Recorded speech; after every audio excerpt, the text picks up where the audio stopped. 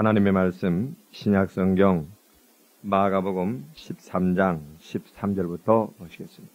사람들이 예수의 만져주심을 바라고 어린 아이들을 데리고 오매 제자들이 꾸짖건을 예수께서 보시고 분이 여겨 이르시되 어린 아이들의 내게 오는 것을 용납하고 금하지 말라.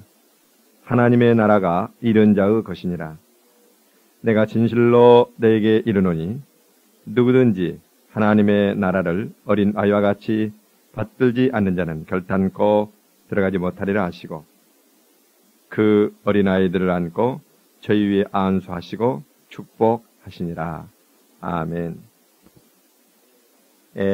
5월의 달은 우리가 잘 아는 대로 국가적으로 가정의 달로 지키는데 제일 첫 주일을 어린이 주일로 이렇게 우리가 지킵니다.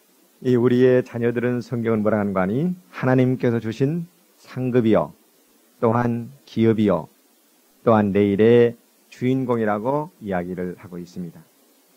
그렇기 때문에 하나님께서 부모된 우리에게 맡겨주신 그 자녀들을 우리가 잘 이렇게 키우는 것은 참으로 복된 일이 아닐 수가 없습니다. 그래서 우리들은 자녀들을 축복하면서 하나님의 지혜를 가지고 하나님의 말씀을 가지고 그들을 잘 키워야 되겠습니다. 지금 우리가 다 여기 계신 분들은 부모님들이 많으신데 우리들은 그 어렸을 때의 기억이 마음속에 지금도 생생하게 남아 있습니다. 그것은 무엇을 의미하는 거 아니? 어렸을 때에 우리가 사랑받고 또 교육받고 자랐던 그런 기억들이 우리 마음속에 남아 있다는 것은 바로 그것이 우리의 삶에 지대한 영향을 끼치고 있다는 것을 의미하기도 합니다. 그렇기 때문에 어렸을 때의 그 사랑과 교육이 얼마나 중요한가 그것을 우리들은 깨달아 알 수가 있어요.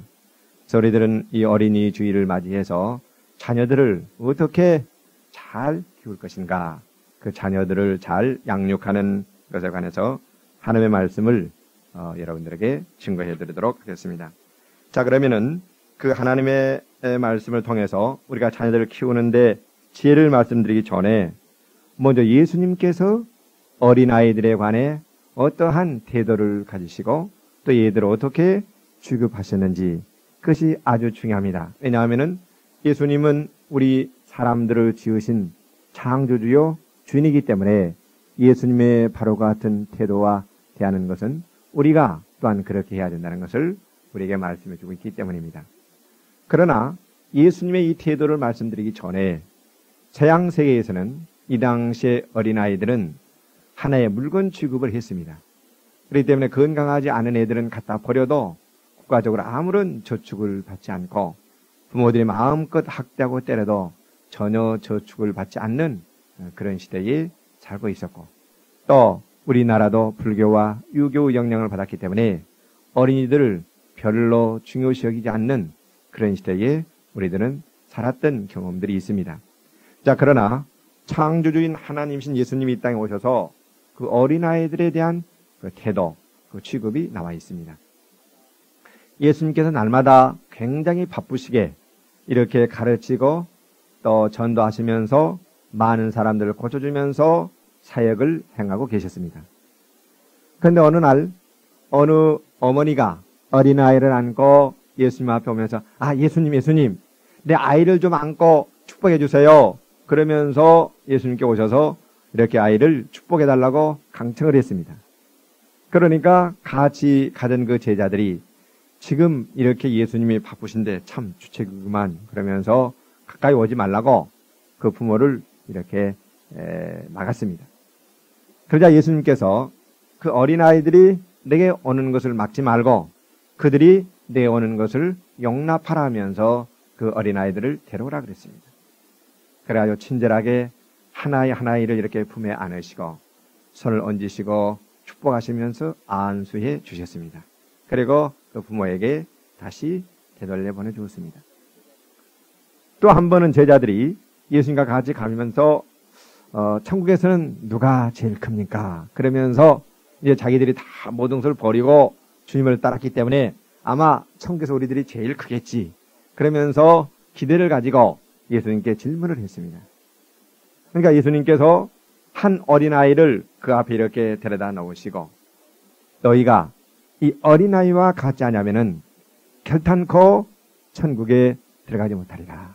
즉 어린아이처럼 마음이 단순하고 순수하고 고지고대로 그대로 믿는 단순한 진실한 그런 사람이 천국에서 가장 크다고 그러면서 어린아이 하나를 실족해 하면은 연자맷돌을 이렇게 메고 바다에 던지는 것과 같이 큰 벌이 있을 것이라 그러면서 어린아이들의 생명이 얼마나 귀중한가 그 귀중성을 인정해 주셨습니다. 왜 그렇습니까?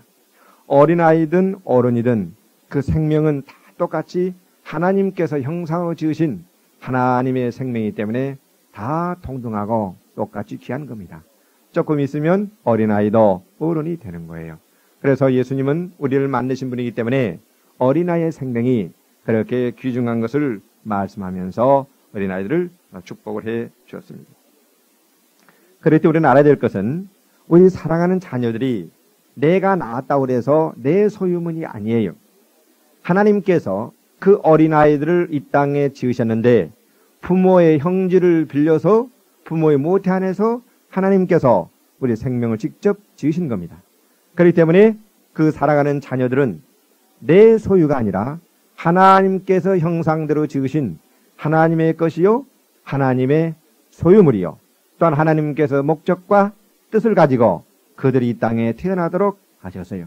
그렇기 때문에 우리들은 사랑하는 자녀들을 내 소유물이나 또는 내 부속물처럼 생각해서 내가 젊었을 때에 이 꿈을 이뤄보려고 했는데 그것을 못 이뤘기 때문에 그 어린아이들을 통해서 그 꿈을 이뤄보려고 하면서 무조건 공부해라 하면서 강압적으로 명령하다 보면은 애들이 그에 대한 재능이 없으면 탤런트가 다르면 오히려 그 애가 잘못 가버릴 수가 있는 것입니다.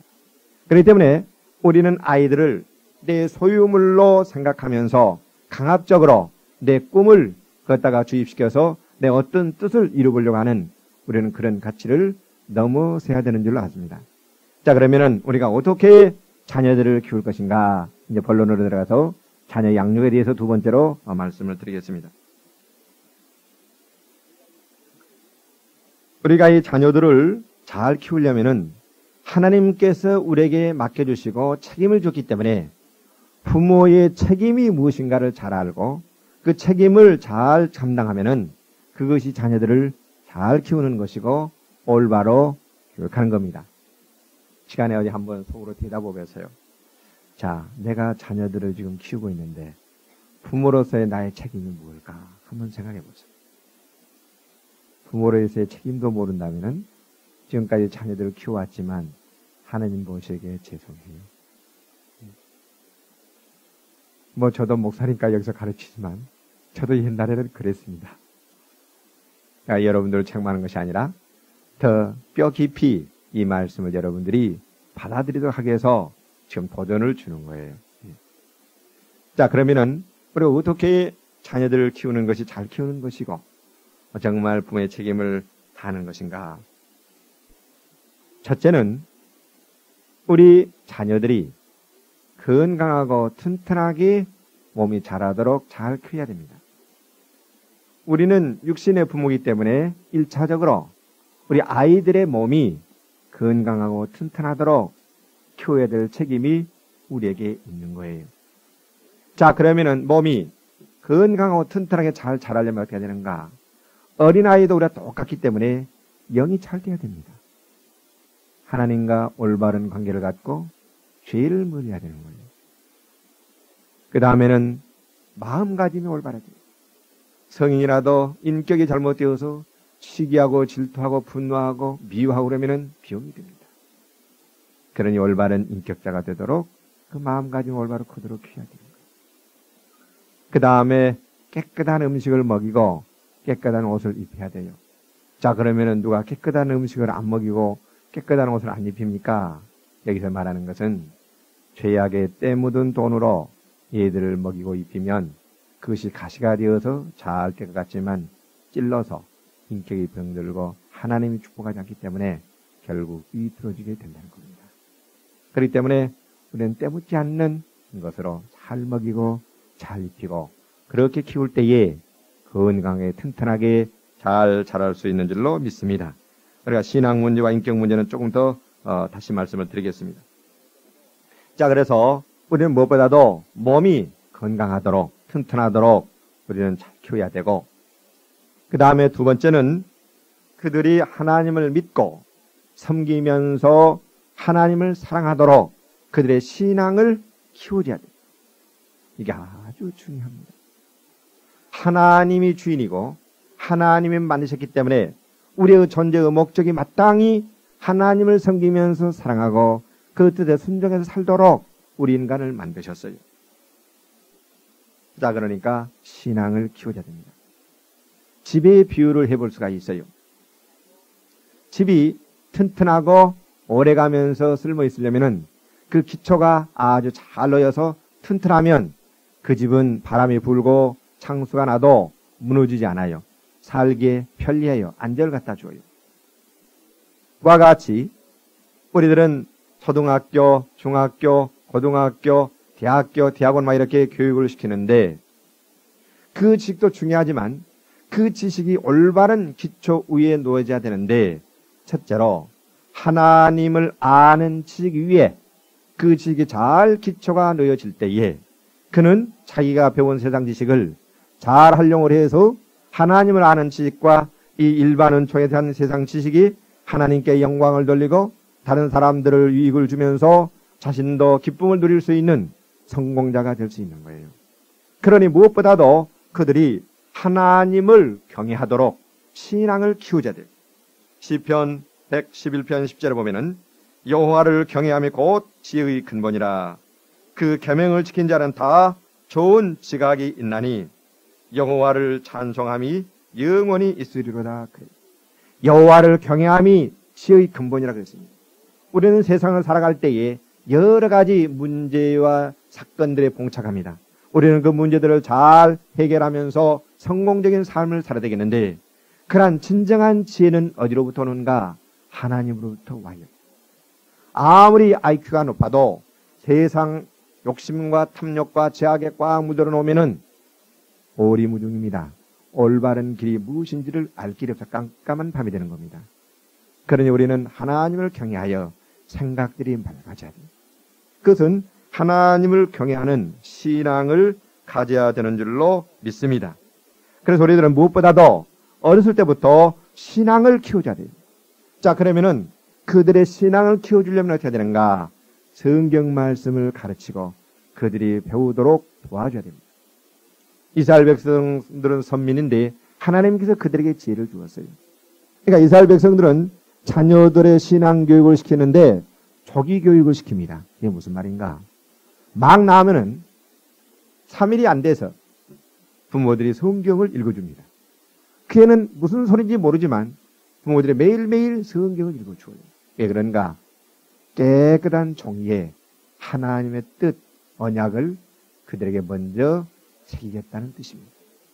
그래서 그들에게 성경을 읽어주고 그 다음에 애들이 이렇게 놓으면서 6개월을 먼저 이렇게 엎드려 있는데 그 앞에 성경을 펴놓아요. 시각적으로도 성경이 머릿속에 배기도록. 귀속으로 무슨 소리인지 모르지만 그 소리가 들어와서 내 심청 내부에 하나님의 말씀이 베끼도록. 그렇기 때문에 요게벳은 모세를 그렇게 어렸을 때부터 신앙교육을 시켰더니 애굽의 그 권력과 죄에 때묻지 않았습니다. 그 민족과 함께 고난받는 길을 택하면서 정말 하나님께 영광 돌리는 귀한 하나님의 사람이 됐어요. 디모데도 자기 어머니가 히브리인이기 때문에 아버지는 헬라인이었지만 신앙교육을 잘 시켜서 바울의 후계자가 되는 훌륭한 사람이 됐습니다. 그렇기 때문에 우리는 어렸을 때부터 그와 같이 성경을 가르쳐주고 계속 그들이 하나님의 말씀과 가까이 하도록 그들에게 신앙을 키우자 된 줄로 믿습니다. 그러면서 하나님께서 우리에게 언약하시고 명령하는 것이 아주 간단하게 요약이 되어 있는데 십계명입니다. 그렇기 때문에 자녀들이 매일매일 십계명을 보도록 자녀의 방에 십계명을 걸어놓으세요. 그러면 그 10개의 계명이 그들을 죄악의 올무로부터 구해줄 겁니다. 나만 하나님을 경외하라.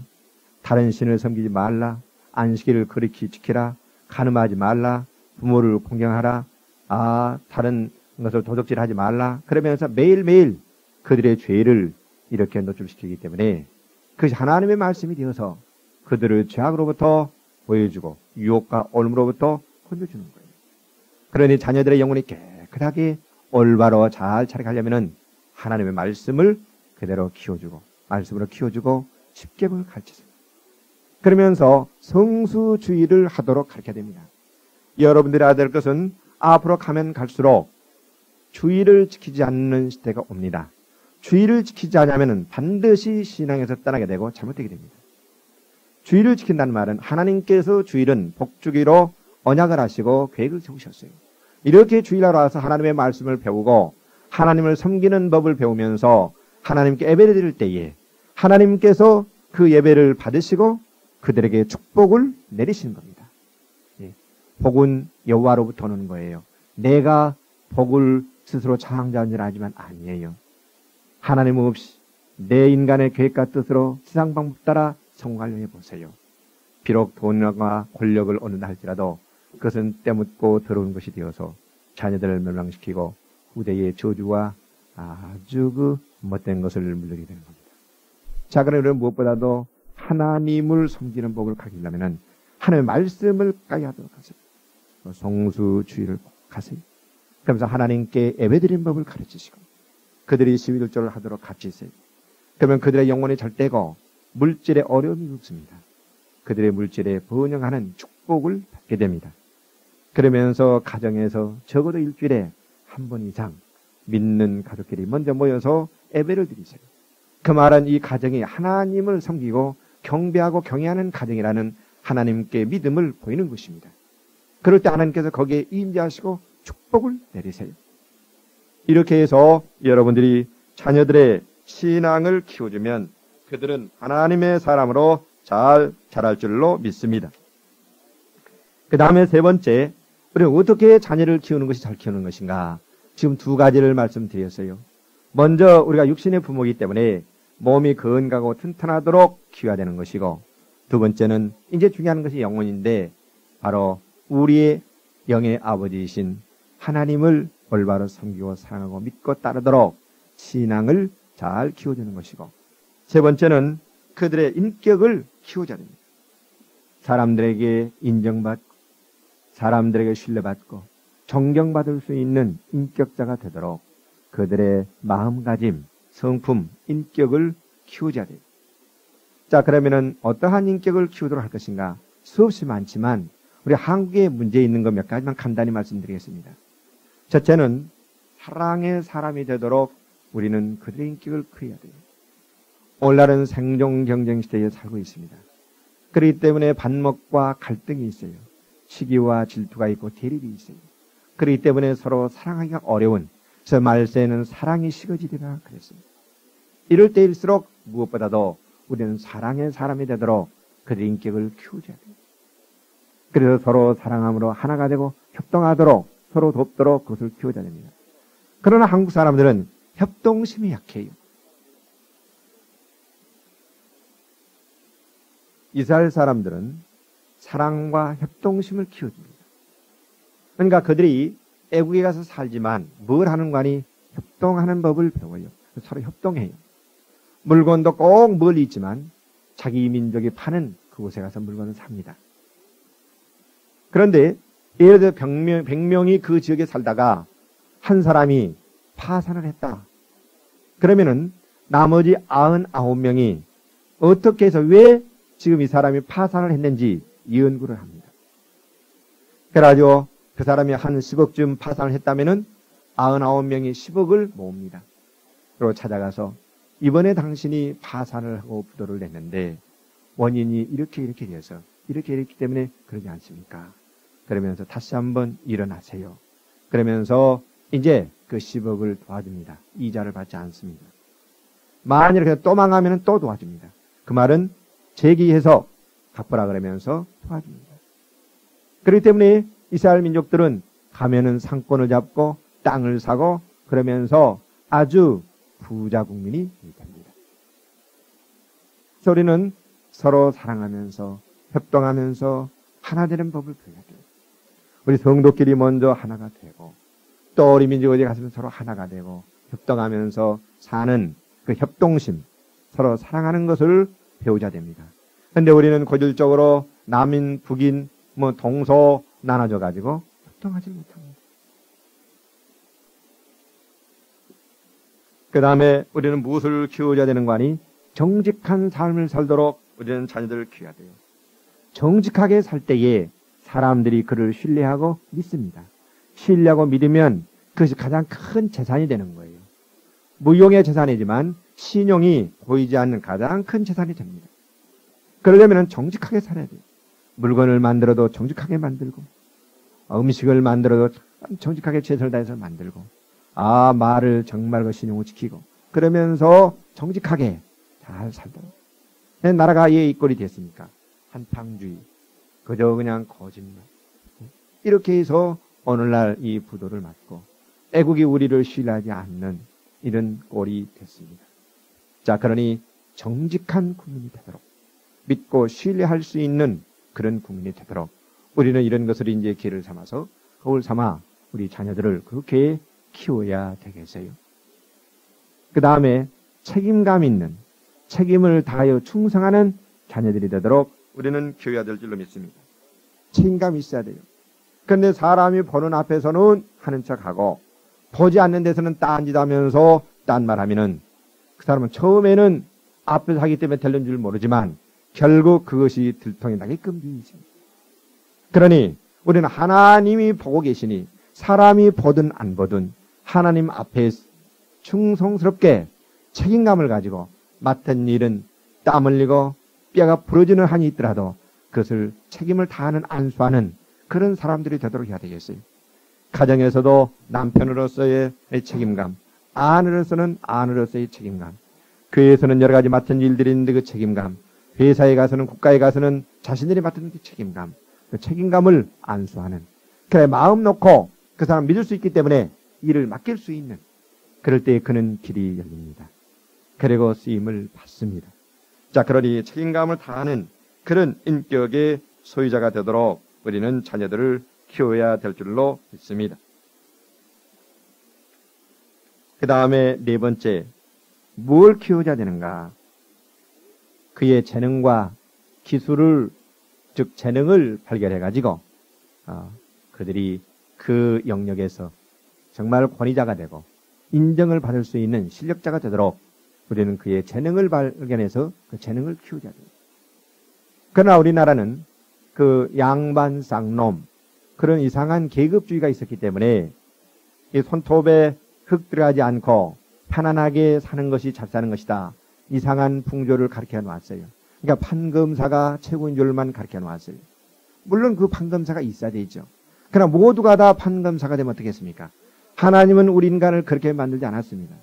어떤 사람은 판검사가 되도록, 어떤 사람은 의사가 되도록, 어떤 사람은 교수가 되도록, 어떤 사람은 과학자가 되도록, 어떤 사람은 기술자가 되도록, 어떤 사람은 사업가가 되도록 각각 재능이 달라요. 그러니까 하나님께서 이 땅에 태어날 때 그런 재능을 주어서 자기가 가지고 있지 않는 재능은 도움을 받고, 또 다른 사람이 가지고 있지 않는 재능을 자기가 가지고 있으면 그 재능으로는 다른 사람을 돕고 상부상조, 서로 도움을 주고 도움을 받으면서 삶의 질을 높이고 풍요로운 삶을 사도록 그렇게 우리 인간들을 만들었어요. 그러니까 하나님께서 나에게 주신 재능이 무엇인가, 그것을 발견할 뿐만 아니라 자녀들의 재능을 발견하도록 노력을 해야 돼요. 그랬더니 이스라엘 민족들은 자녀를 낳으면 바로 재능이라는 것은 하나님께서 그를 이 땅에 태어나게 한 존재의 목적이 되는 겁니다. 그럴 때는 부모의 제일 먼저 해야 될 일 중에 하나가 자녀의 재능이 무엇인가를 발견하고 그것을 잘 개발시켜주고 키워주는 거예요. 그래서 자녀가 재능이 없고 싫어하면 아무리 부모가 원해도 절대 그것을 강요하지 않습니다. 내가 여러 번 여러분께 말씀을 드렸지만 아인슈타인, 그 부모님은 아인슈타인을 바이올리니스트가 되도록 하려고 했어요. 그래서 아주 그 유명한 그 바이올린 그 교수에게 사사를 시켰어요. 그런데 아인슈타인이 그 바이올린에 대해서 전혀 흥미가 없는 거예요. 그래서 두 번 다시 바이올린을 가서 배우라고 강요하지 않았습니다. 자기가 좋아하고 하고 싶은 거 하도록 했습니다. 그랬더니 유명한 이론 물리학자가 됐습니다. 그래서 우리들은 자녀들을 내 소유물로 알고 무조건 판사나 검사가 된다. 그것이 아니라 자녀에게 무슨 재능인가?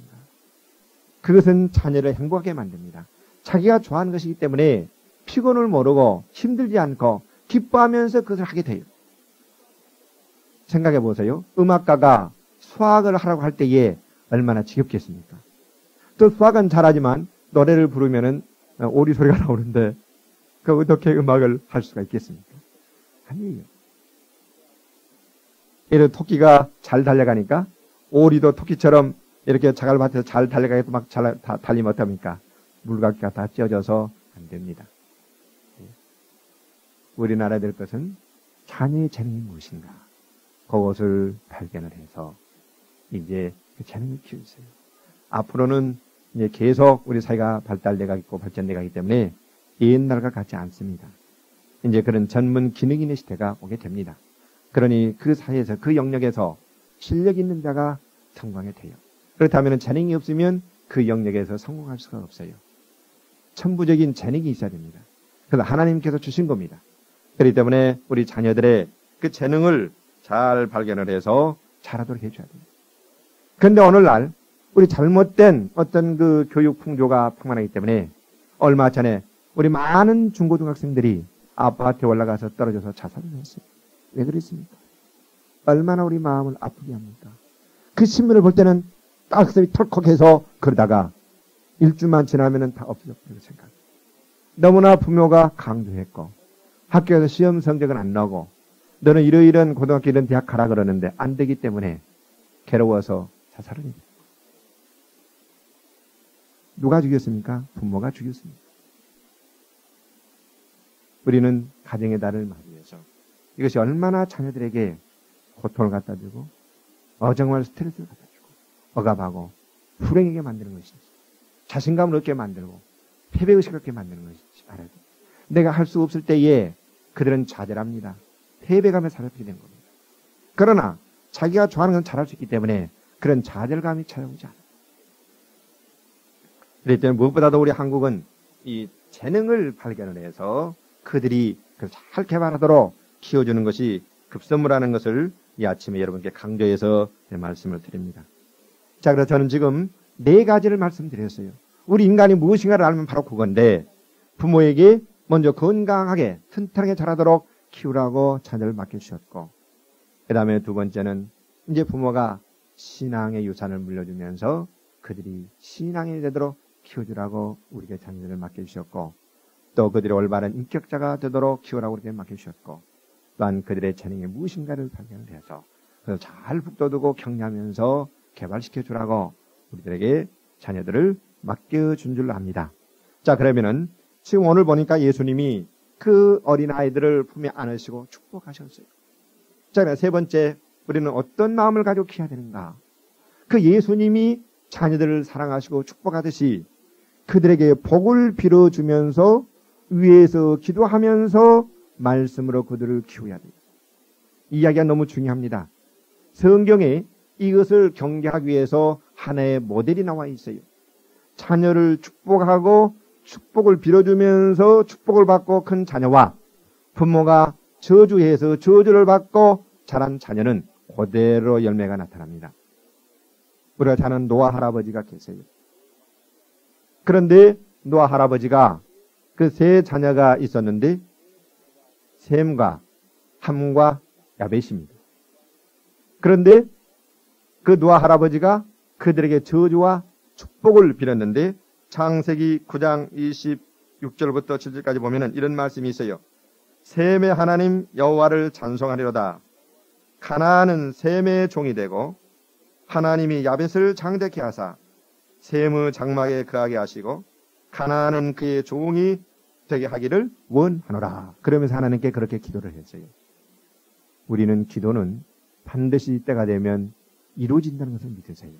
그대로 됐어요.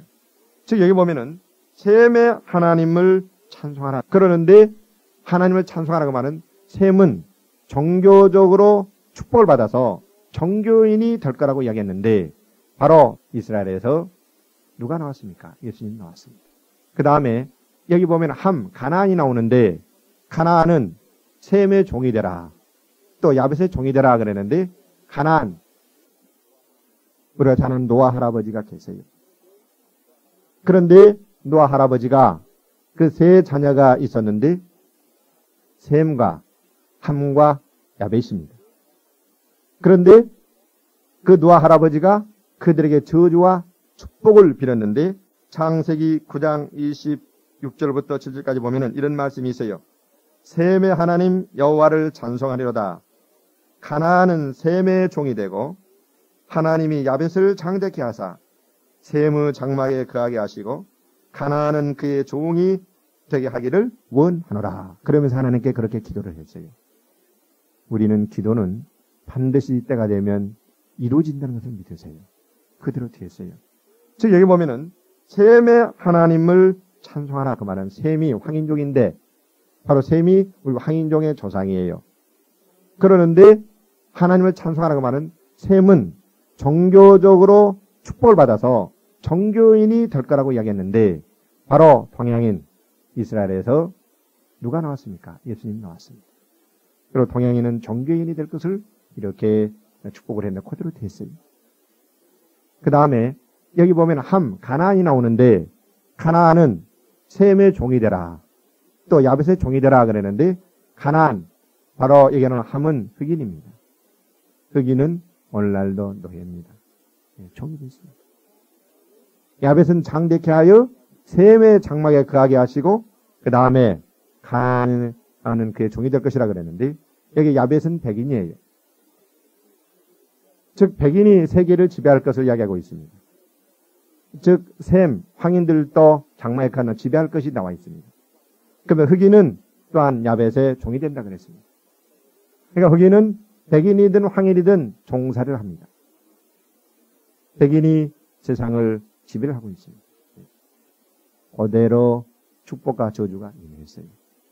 무슨 말인가? 아무리 화가 나도 빌어먹을 새끼 그러면서 저주하지 마세요. 그러면 빌어먹습니다. 종이 됩니다. 코를 흥해라. 흥해.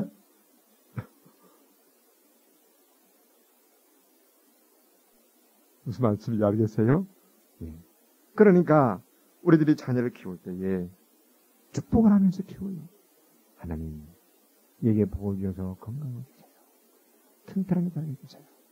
그러면서 기도하면서 키우면 하나님이 권쳐주시고 건강에 자라도록 해요. 여러분 알아야 될 것은 비록 우리 조상으로부터 유전되어온 저주의 병이 있다 할지라도 예수님은 그 저주를 받으시고 2000년 전에 저주를 끝내셨어요. 무서운 이야기입니다. 여러분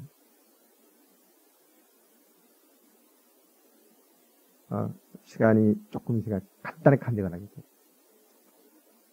그 바울이가 금요일날인가 목요일날인가 학교에서 무슨 검사를 했는데 담백이 나오니까 재검사를 하라고 이제 그 정치적지를 가져왔어요.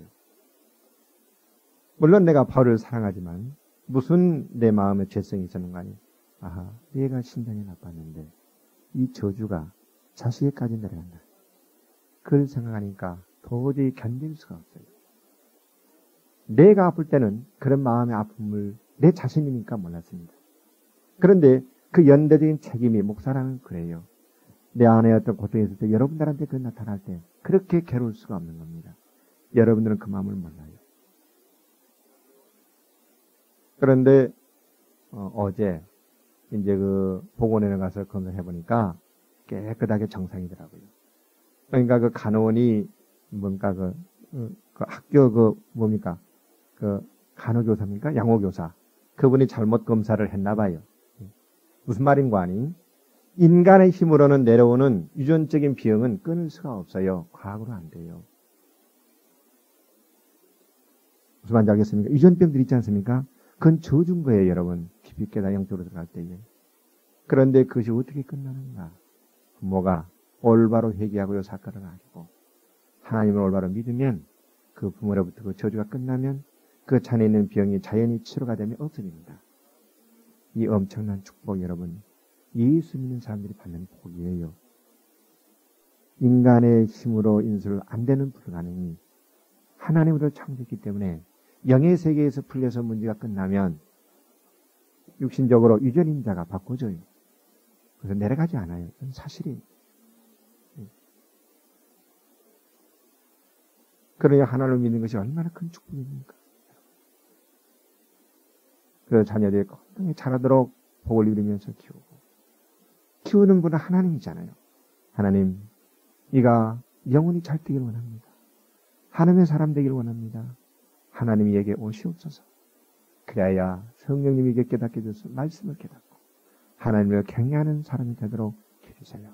그러면서 축복하면서 기도하면서 말씀을 그렇게 가르치면서 신앙을 키우게 돼요. 하나님은 반드시 그 기도 들으십니다. 때가 되면은 젊은 날은 혹시 그들이 범죄하는지 몰라도 하나님은 기도 들으셨기 때문에 반드시 때가 되면 열매를 거두게 하십니다. 할렐루야. 있습니까? 예. 그렇게 우리는 축복하면서 키워야 돼요. 또한 우리는 그들의 인격을 키워줘야 돼요. 저 하나님, 이 자녀가 정말 정직한 자녀, 정말 충성스러운 자녀, 책임을 다하는 자녀, 협동하고 사랑하는 자녀가 되게 해달라고, 그들의 인품이 하나님을 닮도록 해달라고 그들을 축복을 빌면서 키워야 돼요. 그리고 재능을 이제 발견을 해서 그걸 키워주면서 하나님에게 이런 능력을 주세요. 그래, 이 능력을 가지고 하나님께 영광 돌리게 하시고 많은 사람들의 선을 행하게 하시고 유익되게 하시고 자신의 성과 큰 기쁨이 있도록 해주세요. 그렇게 축복을 빌면서 우리가 자녀를 키우면 하나님께서 들으시고 그대로 응답을 하십니다. 할렐루야. 그러니까 우리는 축복을 빌면서 그렇게 키울 뿐 아니라 또한 무슨 축복을 빌어야 되는가? 하나님, 이가 성공자가 되도록 해주세요. 그 축복을 빌어야 돼요. 그 말이 무슨 말인가? 잘 들으세요. 세상에서는 꽃을 보면은 성공했다 그래요. 꽃이 뭡니까? 돈이 많이 벌렸으면 성공했다 그래요. 법관이 되면 성공했다 그래요. 무슨 사장이 되면은 성공했다 그래요. 그러나 주님은 그렇지 않습니다. 그 돈을 벌어서 돈을 어떻게 써서 열매를 맺느냐? 그런 권력을 가졌으면 그 권력을 가지고 어떠한 선을 해서 열매를 맺느냐? 하나님은 열매를 보고 그가 성공자라 그래요. 돈도 좋고 권력도 좋고 주의도 좋고 다 좋지만 무엇 때문에 그것을 구합니까? 그것을 가지고 무엇보다 하나님을 영화롭게 하고 민족과 사회와 주님의 나라와 교회와 성도들에게 이익을 끼치고 자신에게 더 큰 기쁨과 만족을 얻을 때 그것이 성공입니다. 그것이 열매 맺는 거예요. 그래서 우리들은 자녀들을 그렇게 축복을 빌면서 그들의 건강에 자라도록 신앙을 또한 키워주고 인격을 키워주고 그들의 재능을 개발을 해서 키워주면서 그들이 장차 좋은 열매 맺어 하나님께 영광 돌리고 민족과 사이에 귀하게 선한 열매를 맺고 자신에서 성공이 되도록 그렇게 해달라고 우리가 기도하면서 키우는 것이 잘 키우는 줄로 믿습니다. 그러한 복된 축복받은 부모님들과 자녀들과 가정들이 되시기를 예수의 이름으로 축원합니다.